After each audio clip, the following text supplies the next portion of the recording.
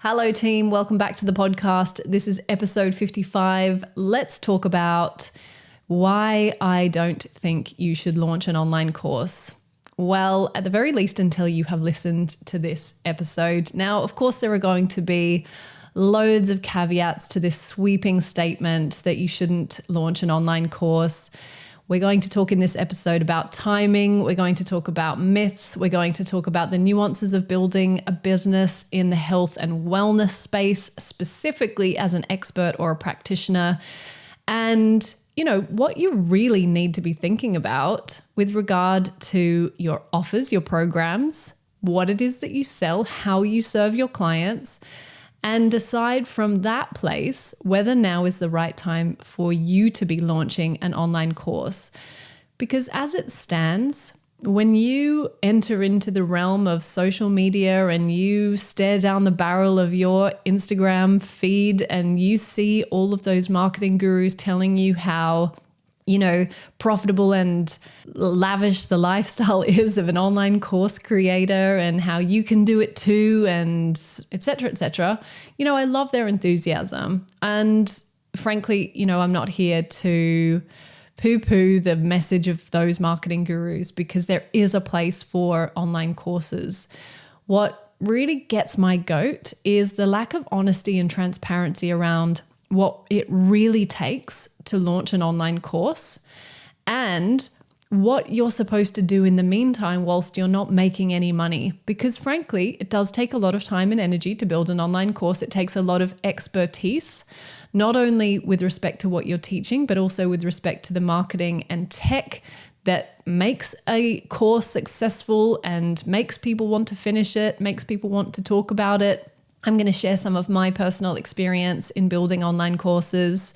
I'm framing this conversation from the perspective of a business strategist who works exclusively with wellness experts and health practitioners. So there's a little piece of this conversation that is going to apply only to you. And frankly, when you see those marketing gurus peddling the story that an online course is the right next step for you, for the most part, those experts are speaking to a more general audience of people who want to create courses about how to train your dog or how to write a book or how to tidy your house, and are not accounting for some of the specific characteristics and nuances of a wellness or a health practitioner. And I'll come back to that part of this conversation in a moment. Let's start with a little bit of myth busting. Anyone can create an online course and make it successful. Is this a myth? Is it fact? Yes and no are kind of the answers to this one. Anyone can create an online course. Yes. I often say, though, to my clients that you can do anything. I'm a big champion of that, but you cannot do everything. And that's because for most of us in the context of life and managing, family or whatever other life responsibilities, you can't do everything. And so business is a matter of prioritize, particularly in the early days. Your focus in the early days needs to be on profit. Okay, revenue, making money, and then ensuring that that money stays in your business as profit so that you can pay yourself and sustain yourself so that you can continue to do this work. And the reality of building an online course is that it is a slower burn. Even if you have an established audience, and I'll give you an example. One of my clients is an extremely well-known expert within the health space. She's a women's health expert. She has well in excess of 600,000 Instagram followers. She has a #1 Sunday Times best-selling book. She has an award-winning podcast, and recently she launched an online course. Now, I said there's an exception to every rule or every sweeping statement that is made about marketing and about business strategy, and this is a perfect one. Creating an online course made a lot of sense for this particular expert because she already had an established audience, and I'll come back to why that is important in a moment.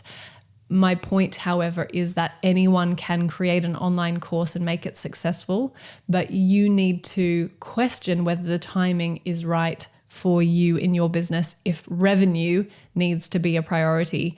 And it should be, unless you're being propped up by some, silver spoon of trust fund money, which is great. And I hope that's the case for you. But for most of us, it is not the reality. The reality is when you're in the business of building a business, you need to be making money. And building an online course and selling an online course is not the fastest way for you as a wellness expert to make money. So yes, it's true that anyone can, but should you is the bigger question and more important question to go alongside that statement. Here's a second myth. Creating passive income will mean that you will never work again. There is an illusion around this idea of passive income because by definition, to be passive is to, let things just happen without necessarily having to take action. So when attached to income or revenue, passive has this really sexy undercurrent or undertone of excitement, and it's enticing. And of course, we all want to have a business that is reliant solely on passive income, but it is just that. It is an illusion.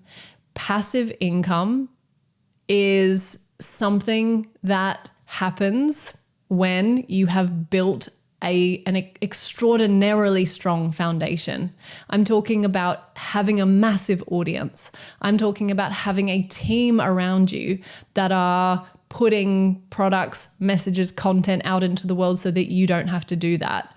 These are things that will come much later in a much more established and successful business. And I still think even then passive is an illusion, particularly if you are a true entrepreneur, i.e. you really love the work that you do. Your desire will not be to do nothing and make money. Your desire will be to have an impact and make money, to change lives and to make money. So the illusion that building an online course is something that you will do once and then it will just be passive income while you lie on a sun lounger is absolute nonsense. It can be more efficient, and I'll talk about that in a moment from my own experience. It can be more efficient, but there is a lot of foundational work that needs to take place in order to create that efficiency. And it will certainly be more difficult, not impossible, but difficult when you are in the early stages of your business and you need to be bringing revenue into that business to sustain you. People want to go at their own pace is another myth. And I'm talking specifically about your clients or potential clients.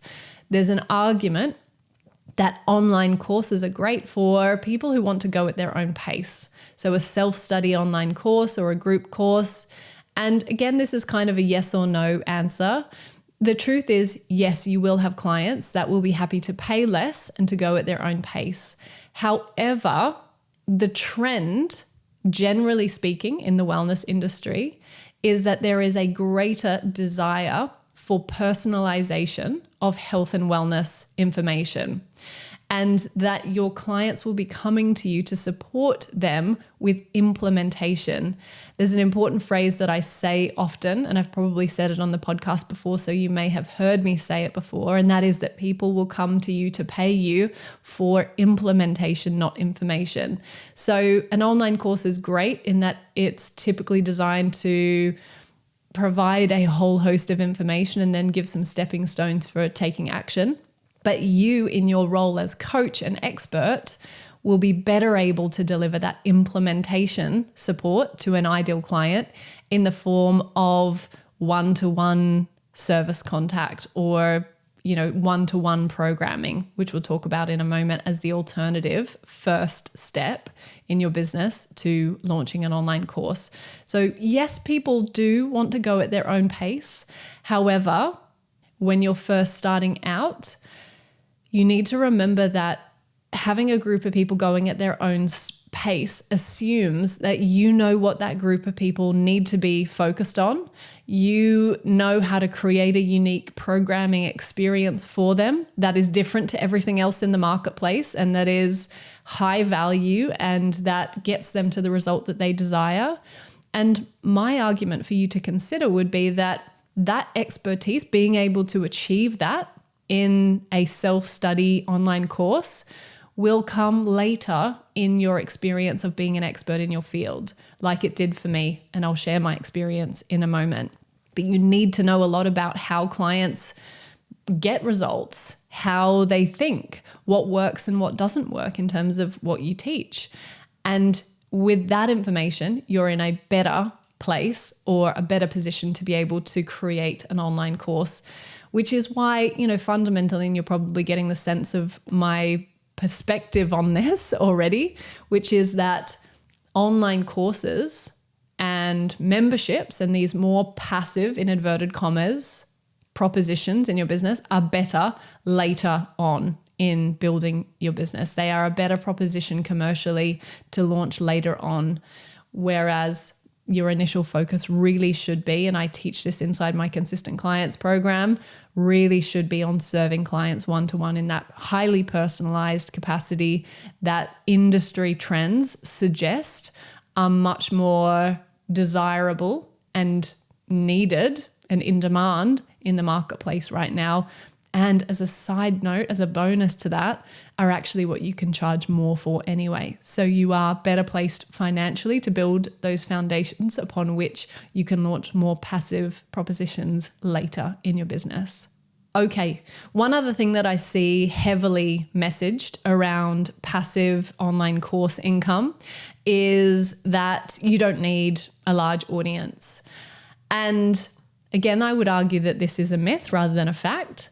I'm not saying that you will not have success with a smaller audience and that you cannot build that audience over time. What I am suggesting is that an online course will be a lower priced proposition than a one-to-one program. And therefore, just by virtue of the maths and the equation involved, it will require a greater volume of sales to earn the same level of income as if you were to focus on fewer clients paying a higher price for a one-to-one service experience with you. So, for every 10 people who buy an online course from you, based on market economics, it is more likely that you would only need 2, 3, or 4 one-to-one clients to earn the same amount. Okay, so yes, a level of efficiency does come in terms of running a group or an online course proposition. However, as I've spoken to before, that doesn't take into account all of the resources and knowledge and expertise and marketing prowess that you need in order to successfully pull that off. So what's my experience in all of this? Well, as many of you will know, I spent the first 7-8 years of my professional endeavors in entrepreneurship building the Well-To-Do brand and business. So that's a business that I founded in 2014 and that was acquired last year. And so the majority of my time was on building that business. However, as a side hustle, in inverted commas again, I found myself enjoying more and more this devotion to business coaching and business strategy, working with entrepreneurs across all aspects of the wellness industry. It was only later that I refined that down to working exclusively with experts in wellness and health practitioners specifically. So I used to work with a whole vast array of different types of entrepreneurs. And that was so interesting for me because it built up a broad amount of experience and expertise and allowed me to deep dive into the specifics and nuances of those individuals' businesses. And in participating in that deep, focused work with one-to-one clients for, 4-5 years, I worked with clients one-to-one in a business coaching and strategy capacity. I developed a deep understanding of the needs of my clients.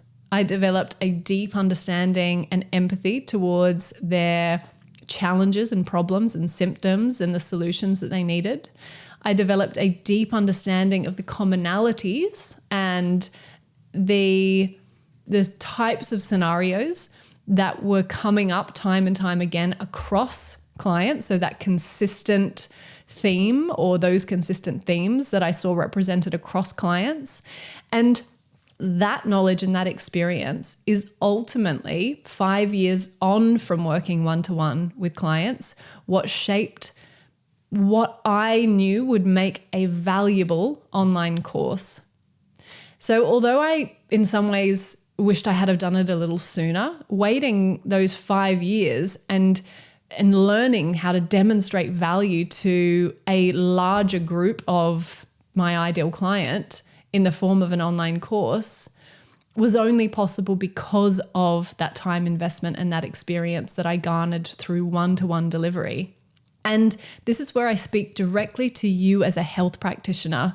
I have interviewed hundreds and hundreds of successful leaders within the wellness industry, leading health practitioners in their fields, who time and time again have emphasized to me the importance of that one-to-one clinic and one-to-one client-patient experience.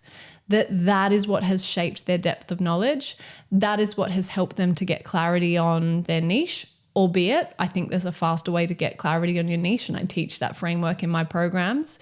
But simply through experience, they have built authority and reputation and credibility and experience, and the type of credibility and experience that makes selling an online course really easy, like the example that I gave you right at the beginning. That particular expert has been building her business and her brand and working one-on-one with her ideal client for the better part of 10 years. And it's only at this point this year that she has finally launched her first online program to massive success. I mean, she's got wait lists upon wait lists of people wanting to take this online program. And that is only as a result of her devoting the time and experience to being exceptional at the work that she does. And I think that is quite different to many other service-based industries. You know, if you can teach one dog to do tricks, you can probably teach a group of dogs to do tricks. You don't probably need to hone that as long as the nuances of working with human beings on their health and well-being. So again, I come back to these marketing gurus selling the dream of building an online course to you, and that it's going to be easy and that it's going to be efficient and that it's going to make you money while you lie on a sun lounger. And they're not necessarily accounting for the nuanced professional experience that is required from you as a health and wellness practitioner dealing with the health and well-being of human beings. They're not necessarily accounting for that context, which is why, and I'll be banging this drum until the day I die, that one-to-one work with clients is the first business model that you should be focused on. Online courses, memberships, all of those things are great, but should come later. So for me, 5-6 years in, I finally launched my own online course. The first online course I built, I was really proud of, and it was a fantastic course. And I had over 300 clients go through that program, and I loved delivering it. More recently, I launched my second online course, Consistent Clients. And this time around, what I recognized is that to make it truly sustainable, truly scalable, and to ensure that it delivered the best value and transformation for my ideal client, I spent, together with my team of 5, I spent months and months and months, 6+ months, refining the concept, building out the content, 63+ modules in that online course, 50 workbooks, countless hours of filming video, of editing video, of learning how to upload into the system that we use, which is called Kajabi. My team includes a full-time marketing manager expert, right? That's Hannah, who some of you will know, and she's been on the podcast before. Hannah's a partner in our business, and she brings a huge amount of expertise and capacity to execute on marketing strategy and vision in the business. My husband, Jamie, who I also work with, who manages the finances and a whole load of administration in the business that keeps the business going, as well as also being, a part-time editor in the business as well. He edits a lot of our podcast material, these videos, the content that we produce as well. We have a full-time operations manager and community manager. She straddles community management for clients inside that online course because someone's got to manage the client experience and deal with client inquiries. And again, in volume, which you need to make revenue with an online course, there are a lot of things that come up, right? Payments failing, client questions, because you're not necessarily communicating with them one-to-one, as in you, the expert. Someone has to manage the questions that they ask. Someone has to manage questions being asked about the program. Someone has to facilitate, the features of the program, like hosting live Q&As or answering questions in a Facebook group. Just managing that Facebook group is a huge task. And then we need to be thinking about, who is managing lead generation to constantly be bringing new people into our audience to buy that online program. Right. So it's and I haven't even mentioned yet, but we've also got a full-time digital assistant a technical assistant who supports us with all of the technical aspects of the softwares that manage an online course. And I don't say this to dissuade you from pursuing this as part of your business model. I say this because I don't think the reality of the behind the scenes of building and selling an online course, and not just building it, but also selling it, and not just selling it once, but selling it many, many times over, is given the attention and honest behind the scenes view that it needs and that it deserves, so that you can make a more educated decision about whether it's right for you now or not. And my overwhelming feeling is that if you are just starting out in your business, you need to make money in order to sustain your business, which most of you will, to pay bills, to keep your head above water, to be able to build and scale over time, and it does take time. Then you need to be focusing instead on your one-to-one program. Make that one-to-one program amazing. Learn about delivering that one-to-one program.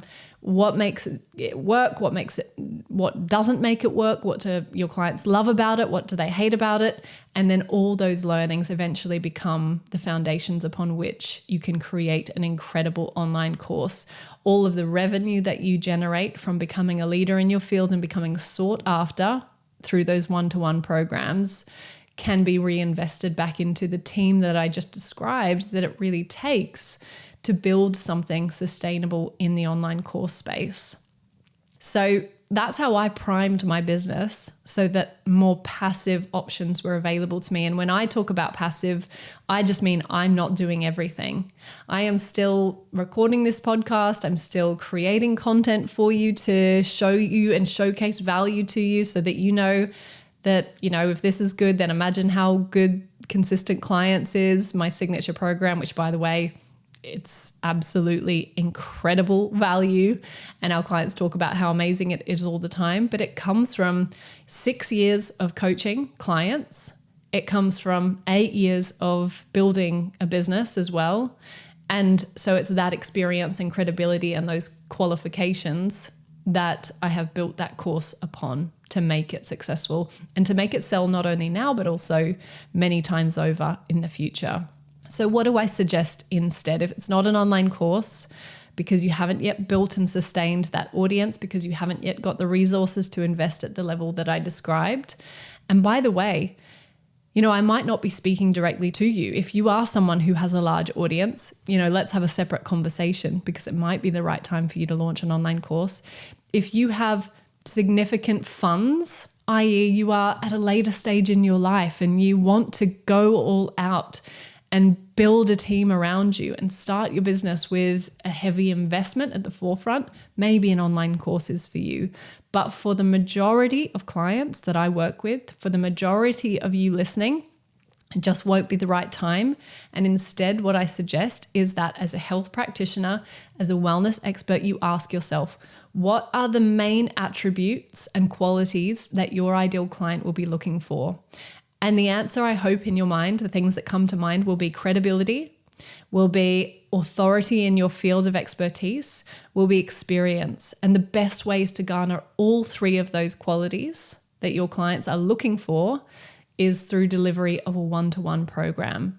Now, your job is to learn about how to deliver an amazing one-to-one program. I teach this inside Consistent Clients, and there'll be other episodes where I'll dive a little bit more into what makes an amazing one-to-one program, because it's not one-off sessions.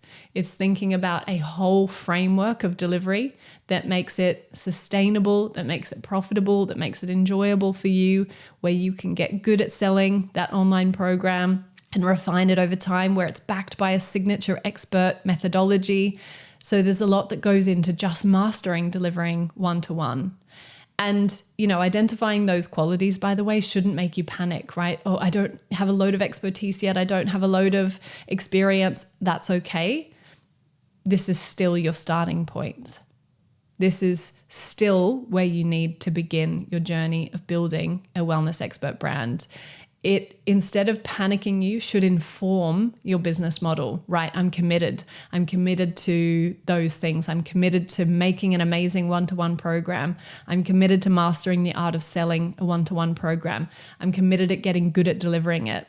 As an expert in your field, you can sell anything that solves a specific problem, but you can't do everything that enables that. And that's the key to this episode. That's the key message that I want to leave you with, is not to feel disempowered that you can't do all the things that you want to. If you want to launch an online course, amazing. But remember, you can't do everything right now. So my job is to support you to channel the energy, resources, time, and experience that you have from a business perspective and from a professional perspective as well, into a business model that will work for you right now, and that I know will work for you, that I know that you can be successful and make money in a very short period of time with delivery of a one-to-one program that solves a specific problem. The truth about online courses is that it takes a lot of hard work.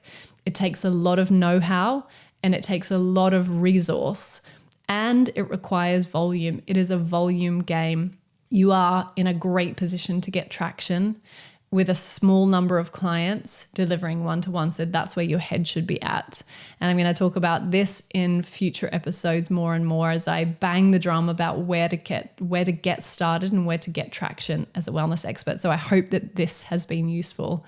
Maybe you've taken some notes. Maybe it's an episode that you listen to again to really let that sink in. Focus, not being distracted. The biggest obstacle for experts in this space is shiny object syndrome, being drawn into what X person is doing, what Y person is doing, not noticing in many cases that that person has been doing it for a lot longer or is further along in their journey. So what do you need right now? You need to focus. You need to know exactly where to spend your limited resources. And I hope this episode has helped you to shape your thinking about that. Look forward to catching you in the next episode. See you soon.